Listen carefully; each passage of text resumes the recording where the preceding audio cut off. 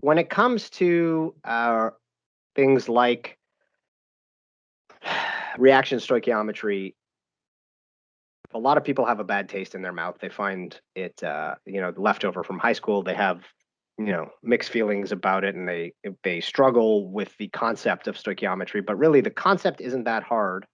What I'm going to show you guys that's different from what you probably learned last year is a matter of technique, and I almost call it accounting, like just keeping track of where everything is compared to what you may have learned in the past, and some other just strategic stuff, right? A lot of you, for example, probably learned to do your dimensional analysis stuff by like setting up these long chains of equations, right? These long, this times this times this times this times this, and you get that out at the end, right? I can't handle that. Like if you want to do it that way, I'm not gonna penalize you, but I have a huge problem doing stuff that way because I can't keep track of my mistakes. I like to break my calculations down step by step so that I can keep track, so that if something goes wrong, hopefully I can figure out what I did. And then the next thing is that I'm going to show you a method that you don't have to follow unless the question stipulates that you follow it. Okay. And this is a really important thing because it's really one of the things that you need to learn to do. And hopefully you've learned it by now, but you need to answer the question that's asked of you. All right. So the method that I like to use is it's referred to as IRF tables. It's similar to ICE tables that you might have seen in equilibrium. There's a few variations, but if you don't want to use it, that's fine, unless the question specifically says using an IRF table, then you have to answer the question as it's posted. All right. So if you look at, this is what we're going to do. No, not this one. So this is problem set 3. I was hungry when I made this problem set. So it's about s'mores. And so, yeah. Right. So if you've never had a s'more, I pity you. Right, they're basically a graham cracker, chocolate, and marshmallow sandwich that you heat up. They're delicious. The way in which we are going to talk about all of the things involved in stoichiometry, so that is the balanced equation, yield, percent yield, limiting reagent, all of that is going to be using, we're going to start talking about it using s'mores. The method that I'm going to talk to you about is it follows basically all of the tenets that are really important. So one of the things in this class is very algebra heavy. There is a lot of stoichiometry math. There's going to be all kinds of math, but it's not a math class. It's a chemistry class. And so what that means is when you are solving a chemistry problem, you should always be starting by writing a chemical reaction or some kind of reaction, right, to make to outline what you're talking about. All right, and you can then use that reaction to then set up the rest of your calculations. All right, so I'm just gonna use, so we have, the way it works is you need graham crackers, you need chocolate, and you need marshmallows. And the way you make a s'more, as I mentioned, it's a sandwich, right? So that means you need 2 graham crackers, right? You need 1 chocolate piece, and the graham crackers are solid, and the chocolate is solid, and the marshmallow, we're gonna say that it's solid, right? We need 1 marshmallow, and that makes 1 s'more, which is also solid. So that's our balanced chemical equation, right? So it's got the products, it's got the reactants, it's got their physical states, and the coefficients for the balanced chemical equation. All right. Now, the really, really important part of an IRF table, there's 2 things that students sometimes get messed up with that are really, really important. The first one is that the only unit that you're allowed to include is moles. Now we don't have moles in this case, but it's the how many, all right? And the other thing is that whatever goes in the I row is independent of the balanced equation, all right? How many graham crackers do I have? I have 2,000. Doesn't matter what I'm about to do with them. If I have a box with 2,000 graham crackers, right? If I eat them or I make s'mores or they sit in my cupboard for 5 years, I still have 2,000. So that's the thing, is how many do I have? That's what goes in the first row in the initial here, is not anything else. All right, I have 800 chocolate pieces and 500 marshmallows. And at the beginning, I have 0 s'mores. The ultimate question that we are going to work our way towards in this is, how many s'mores can I make? Or how much product can I make? All right. And we're going to work on a shorthand for this, but I just want to walk you through the process, right? So if I consider each of these reactants separately, right? If I, like, regardless of the other things, if I just wanted to know how many s'mores could I make with 2,000 graham crackers, if I had enough of those, right? If I had enough of everything else and I had 2,000 graham crackers, how many s'mores could I make? Well, I look at the mole ratio between the s'mores and the graham crackers, right? And so the way I work through this is, now, obviously, this isn't a complicated calculation, but in this case, it's still worth explaining, right? So I have 2,000 graham crackers, and the mole ratio is 1 s'more for every 2 graham crackers. Right? So 2,000 divided by 2 is 1,000 s'mores. Right? My units. Right? My units cancel, and then there we go. So there we go. And I can do the same calculation for the other reagents. And again, in this case, the numbers are simple and the ratios are simple.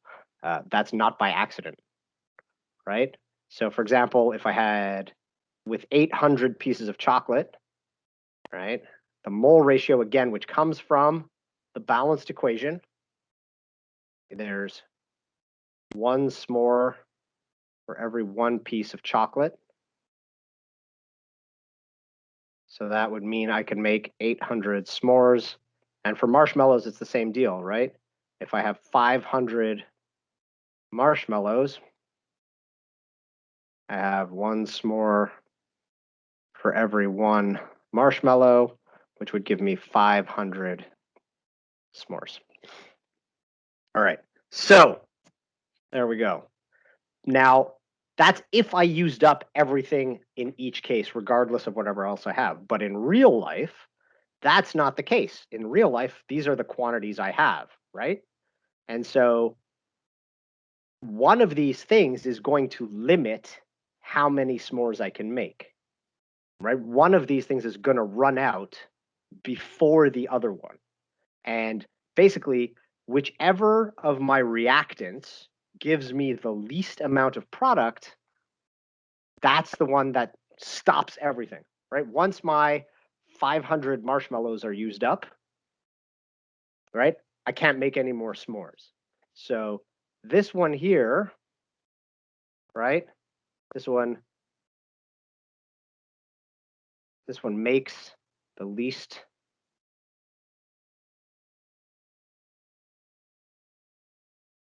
of product.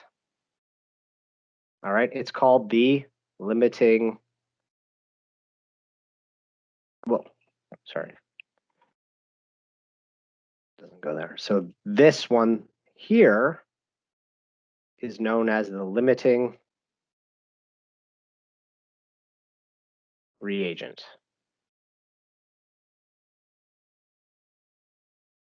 Yeah, reagent or reactant. The words are interchangeable.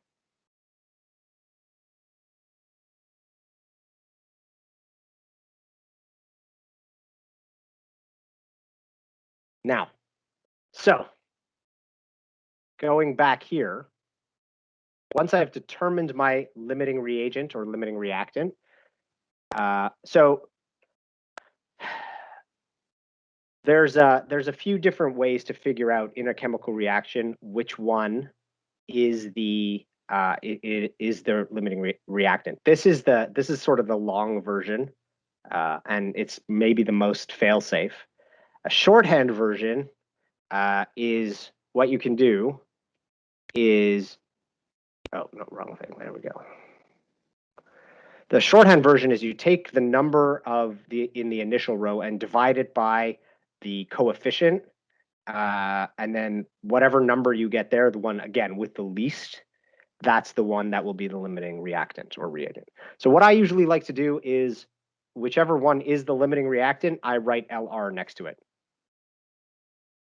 Okay, that way I know this is the one. I don't lose track. Now, the whole point of an IRF table is just to keep track of stuff. It's just to organize your work. There's nothing magical about it or particularly special. It's really just an organizational tool. All right. So what do I know? I know the limiting reactant or reagent. Because this is the limiting reactant or reagent, basically what that means is I know all of this is going to get used up. There's going to be none left. So all of these are going to get used up, all right? And I also know then that if all of these are used up, and it's, again, I figured out if all of those are used up, how many I'm going to get. So plus 500, so that means I have 500 made. Where this is convenient, right, this part, none of this is that particularly complicated, but where this is a convenient method is that it allows me to easily keep track of what else is happening in this case, a reaction, right? What I can do is, let's say I want to know, and in fact, I'm pretty sure that's one of the next questions, right? Which is how much of each thing will be left when I'm done? What am I going to have left over, right? I know I'm going to have no marshmallows left over, but so the question is, like, how many graham crackers and how much chocolate I'm going to have left. So that's based on this row, the reacting row. So between the marshmallows and the chocolate, it's a 1-to-1 ratio. So I'm going to use 500 pieces of chocolate, so I'll have 300 left. Now, between the marshmallows and the graham crackers, if I want to know how many are going to be used up, I mean, again, I expect that you could probably do these calculations in your head, right? I'm doing them the long way so that when the calculations aren't numbers you can easily manipulate in your head, you know how to do them, right? So if I want to find out how many graham crackers are left, well, I know that I'm using up 500 marshmallows, and it's 2 graham crackers for every 1 marshmallow. And again, these numbers come from the balanced equation, right? So that means I'm going to use up 1,000 graham crackers.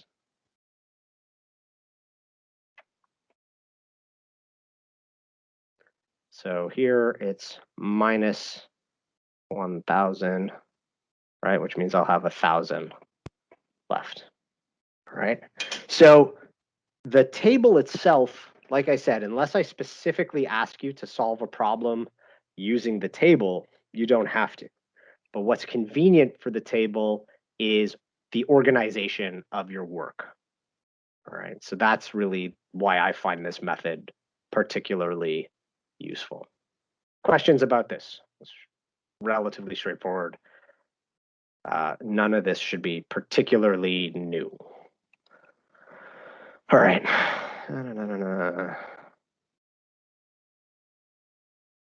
Okay, so obviously, when we start getting to more complicated questions, then the whole process gets a little more complicated.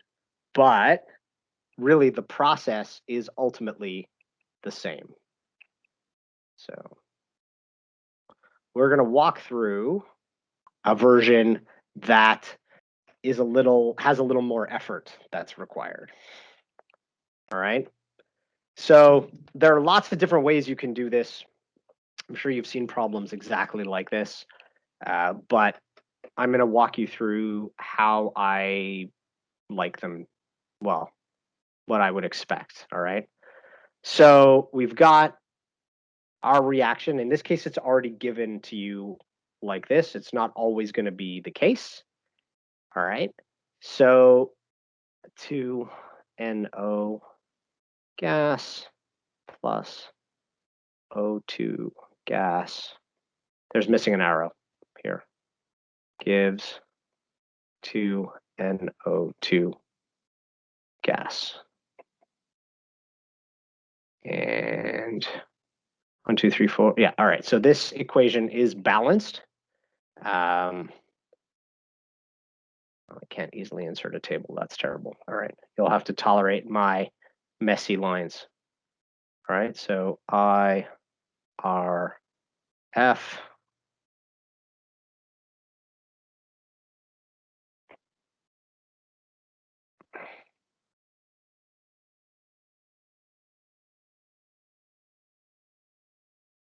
Okay, good enough.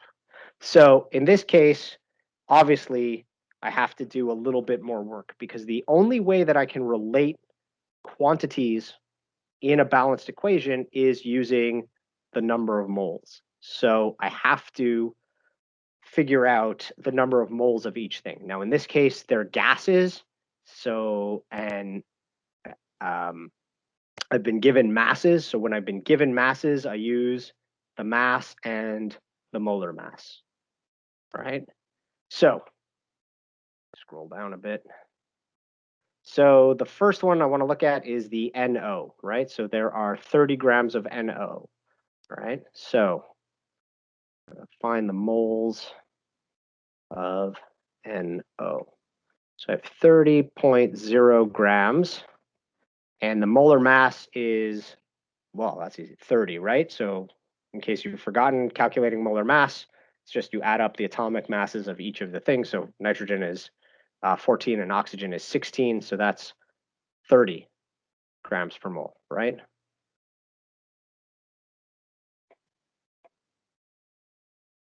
And again, I want you to try and think rather than rely on your memory for which operation to do, right? What do I multiply or do I divide? I want you to think about what you should actually do, right? So because I have two options, right?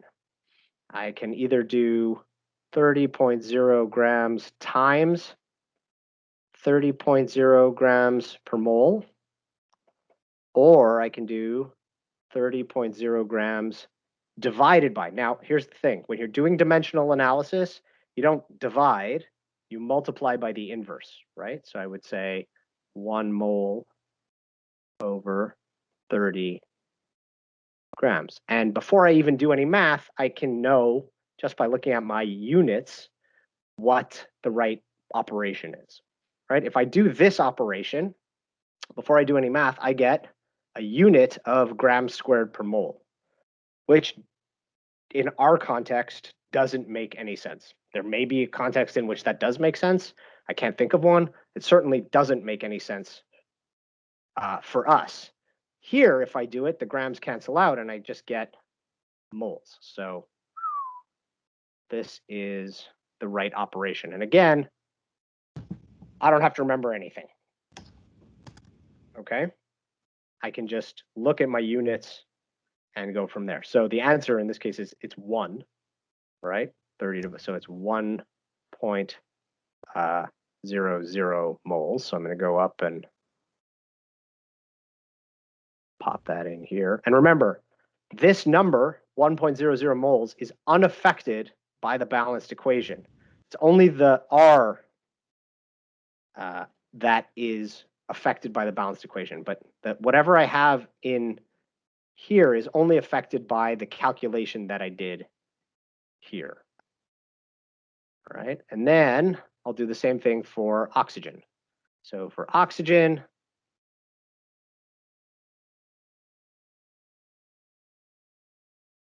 right, so oxygen is 32 grams, right there,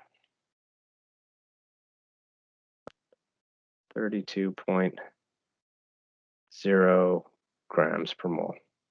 So Andréane, you can absolutely use the equations or the formulas that you learned in high school if it's easier for you. Absolutely. The thing that I want to point out is that very often you're going to be presented with problems that aren't just applied to stoichiometry. They could be in your physics class or biology or other topics that we're going to cover where you have to change between units. And there may not be a formula because you may never have seen this unit change before. All right. And what I want you to be able to do is have a method for changing between units rather than specific changes. All right. So as long as you can do this where you can change between units, I don't care. But that's the thing. Okay. That's the important part of this. But yeah, if you want to do it the way you want to do it, whatever, sure. All right. And also, again, we have 30 grams of oxygen. So in this case, I have 30.0 grams times 1 mole over 32.0 grams, and whatever that is.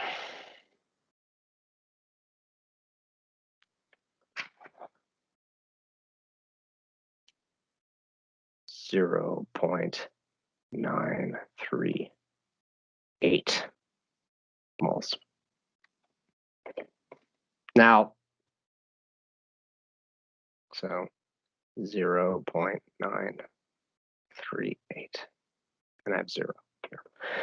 So one of the things that's really important for me and in our department we consider important is that you need to present your numbers in the right number of sig figs and base that on the numbers you're given.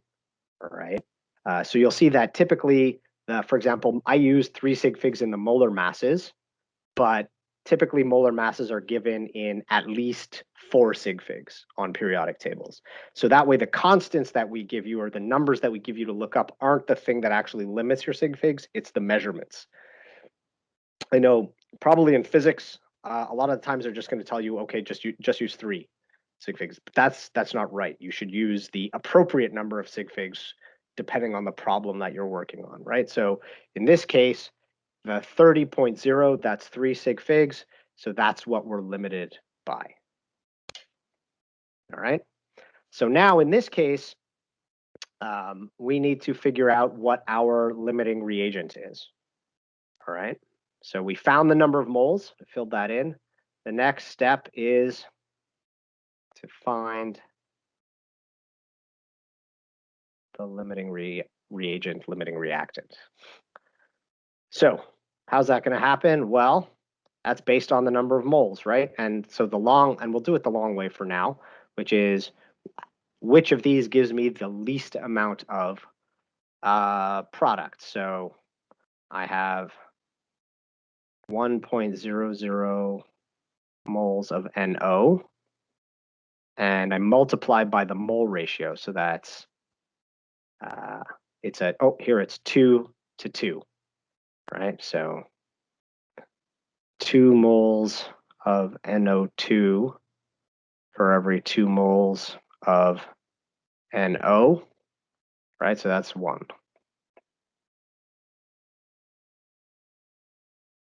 All right, and then alternatively, I'll check it against the oxygen, which was 0.938 moles of oxygen multiplied by 2 NO2 for every. I feel like this isn't a balanced equation.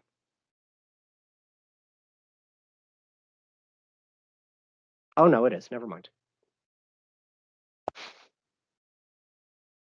For every 1 O2. There we go. Yeah. Right. So this one is whatever that is. This times 2. 1.88 of NO2. So remember, what I've done here is just calculate if each of those reactants was completely consumed. which one would give me the least amount? And it happens to be this one. So that's my limiting reagent. All right. So I'm going to mark that here for myself. This is the limiting reagent. And the rule is the limiting reagent gets used up -1 and goes to 0. All right. Now, the other thing about an IRF table is you don't need necessarily to fill out the whole thing. You really just need to fill out the bits that you need, right? So in this case, I'm not asking in this question how much oxygen is left. So I don't need to fill out the parts of the table related to oxygen. I don't care, right? If the question asks for it, then sure. But in this case, I don't care. So I want to know how much NO2 is going to be produced. Well, it's going to be 1 mole, so plus 1.00, which then gives me, so 0, there we go, 1.00. All right, so this is the yield, if you will, how much it will be made, but in moles. So I'm not quite answered the question yet. Right, I need to finish answering the question by converting. So now that all right, and last step is to calculate the mass of NO2. So now I have to calculate the mass of NO2.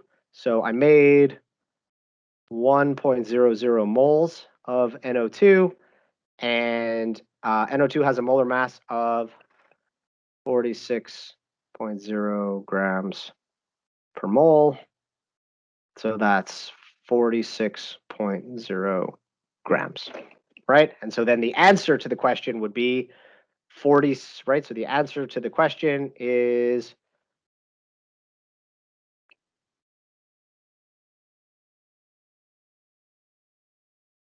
46.0 grams. There you go. That's it. Now, it's really important. So one of the things that's a little tricky given our circumstances is that, like, for example, in quizzes and stuff, I can't really make you show all your work unless we change how the quizzes are administered, which I'm not sure.